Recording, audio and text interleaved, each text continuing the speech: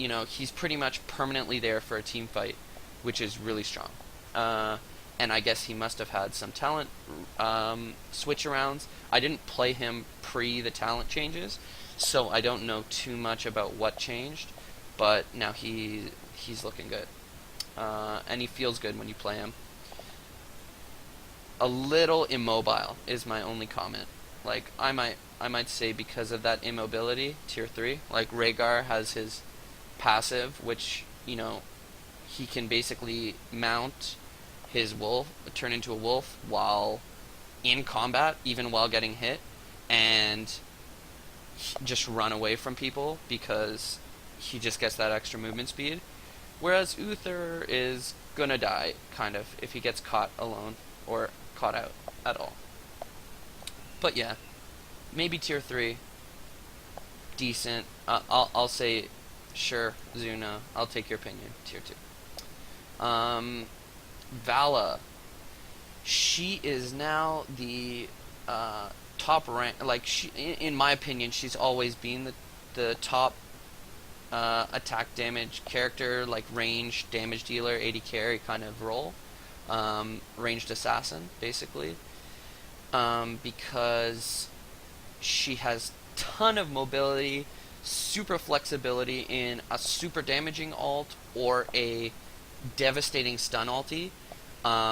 And I'll talk about, I have Vala level 10 and everything because she was my main for the longest time when I started the game, because she's just so super strong and you can just assassinate people like crazy with certain builds, and yeah, she's just great. She used to be a tier 1, I know, but now she's tier 2. I haven't checked her out since the talent changes, but she was super, super strong before the talent changes, and really flexible character. Deals a great amount of damage and can also keep herself alive, which is key. Key. Zeratul, also super strong assassin, you know, double bombing people, and he just comes out of nowhere. And I think the reason he's so high above Nova is because he has an escape mechanism. He has his blink, which is super strong. So I wanted to spend more time on the tier 1 and 2 characters. And I'll spend time on some of these, some more than others, based on how strong I think they are. So Azmodan, I'll just say, you know, super pusher. You can win in solo queue just by swarming lanes with your minions and pushing down the lane. Also, if people try to engage team fights on your team when Azmodan is in that lane and has been pushing for a while and built up those minions, they will lose the team fight because they're not going to focus his minions, but they deal a lot of damage if you don't touch them. And he deals a good amount of damage himself. So, sure, top of tier 3. Maybe not, in my opinion, but definitely tier 3 in general. Brightwing. I think Brightwing is super strong. I think he should be moved up, but whatever. Anyway, he is basically a support that can be wherever he needs to be whenever the team needs him to be there.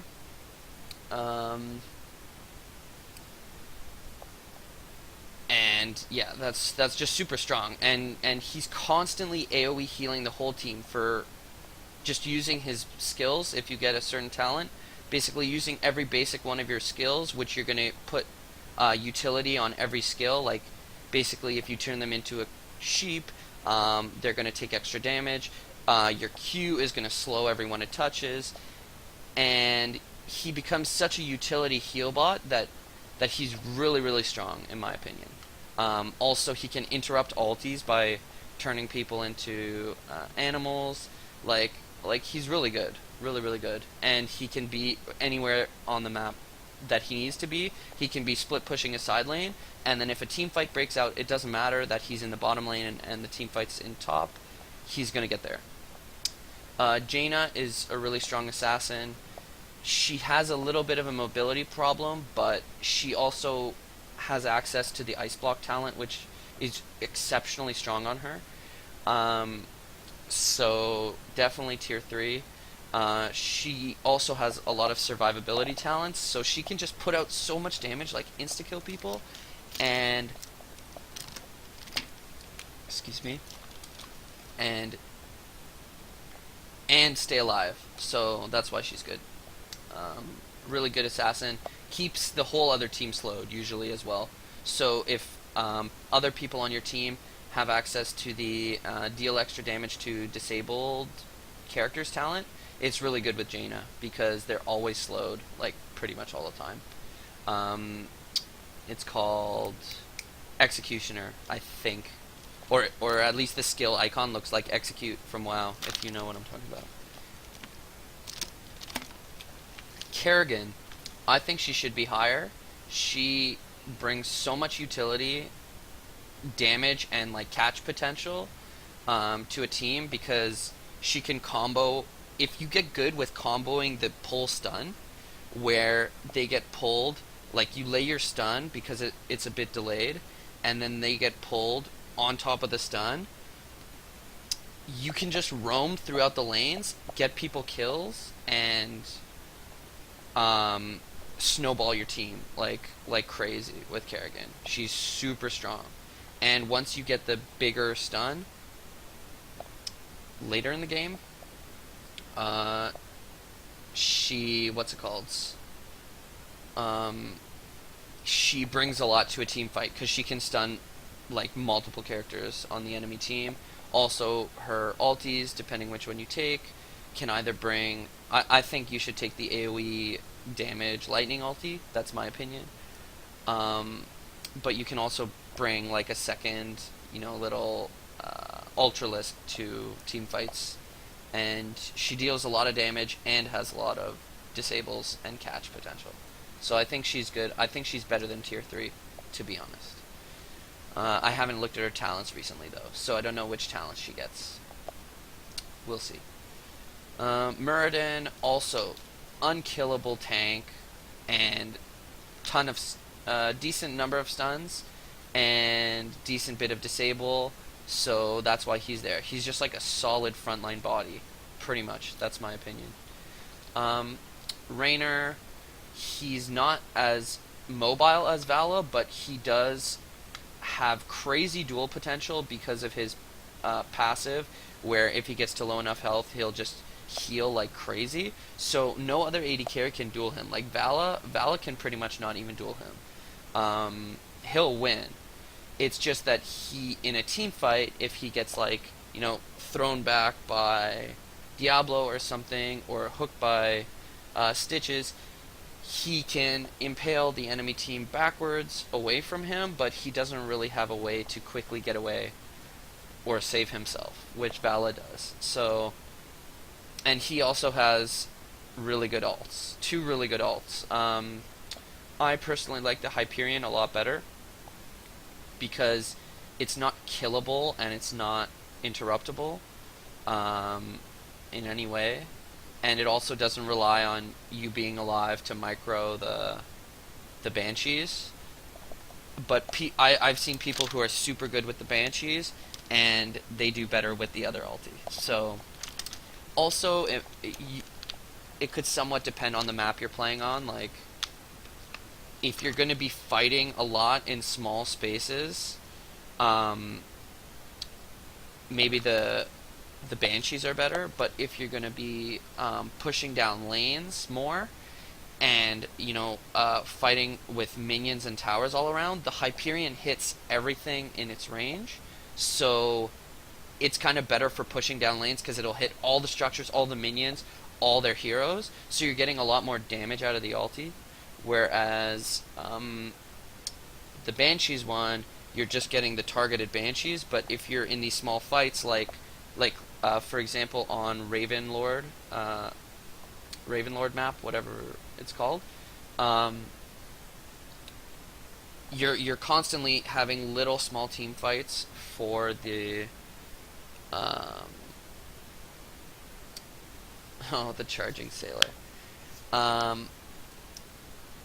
What's it called, for the for the tributes, so you're constantly having these little team fights, and and so the Banshees might be better on that map because those little skirmishes, the Banshees are going to be, first of all, I think the cooldown's a little shorter, so you're going to have it for almost every tribute, and then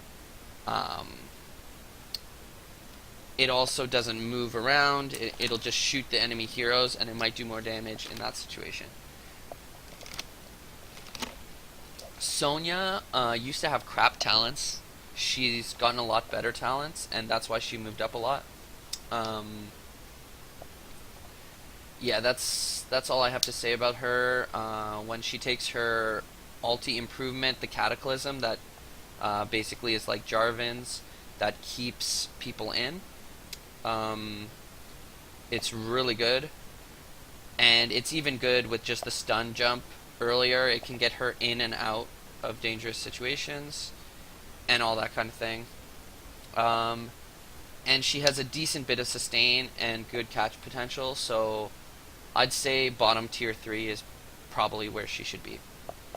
Thrall, I think, is much higher. I think he should be tier 2, because he sustains like crazy, deals a ton of damage, and has really good ultis depending on the situation. So I think he's just super strong. So I'd put him in tier 2, if not even possibly tier 1. I don't know if that's overly ambitious for him. I can't see big weaknesses that he has, and I think he's super strong. So Tychus used to be top tier, along with Vala, for, possibly even better than Vala, for 80 carries, basically ranged assassins. But he got a lot worse because now his ulti got nerfed, where the Zeus that you put on, the Thor or whatever, doesn't give you a brand new health bar that they have to kill through before they get back to your own Tychus health bar. Basically, if they kill the Thor, you die now, rather than that being a whole nother health bar you would get, which made him super survivable and added a ton of damage to team fights and made him really hard to kill and a big pain in the ass. So now they nerfed it where he is no longer getting a second health bar when he becomes the Thor. So that's why he dropped from tier 1. I think he's still okay. His Q deals us still a ton of damage. Like, if you can just follow one target while just spraying at them, it deals a ton. And what else? Yeah, that's pretty much Tychus's deal. Tyrael, and his other ulti, to go back to Tychus, his other ulti is not completely irrelevant. I think there's really good maps to take, and if you're good at placing it, there's good places to take his laser drill and use that ulti. I think that ulti is actually a touch better, personally. A lot of people still take the Zeus, though. Tyrael, really good frontline also. He's not as unkillable as Muradin, but I think he brings more utility, and he also has the super catch potential of that hyper long range, stun, and also push all the enemies around his stun target away from them. He's really good at singling out people in team fights and that kind of thing. So I think Tyrael should actually be higher in tier 3, not tier 2 though. Just a good frontline tank if you want to play a warrior. Tyrael's a good option. So is Muradin, obviously. Stitch is best. ETC, very good too. Probably better. Tyrande, she was really good in the alpha early on. Because, and I think she's still really good for the reason that if you can hit her stun, which is actually really hard to hit because it's small, even though you can make it bigger, and it has a delay. So there's three components